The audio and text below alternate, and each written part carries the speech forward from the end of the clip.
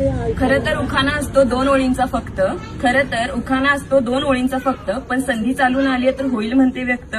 नाव घ्या नाव काय घ्यायचं, नवरोबाला शेवटी आहोच म्हणायचं. निळ्या निळ्या आकाशात चमचमणारे तारे, नाव घेते राजश्री लक्ष द्या सारे.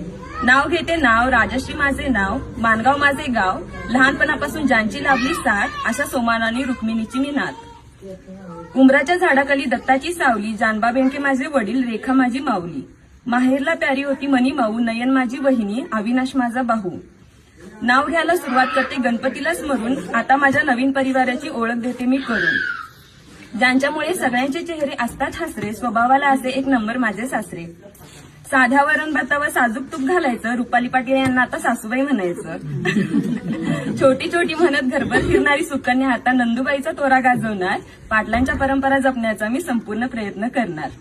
माझ्या तिन्ही सासवा जणू काही आहेत माझ्या आई, जसे आपल्याला श्री स्वामी समर्थ आणि साई. बहिणी समान आहेत माझ्या तिन्ही नंदुबाई, नाव त्यांचे आरती वर्षा आणि सुकन्या ताई.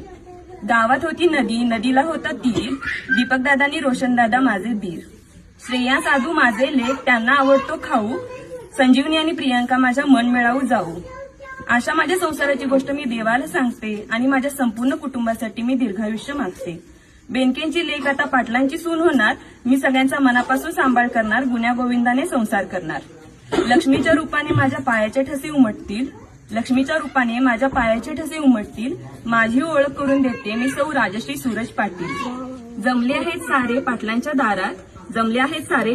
दारात. सुरेशराव नाव घेतलं तुमचं तर उचलून न्या घरात.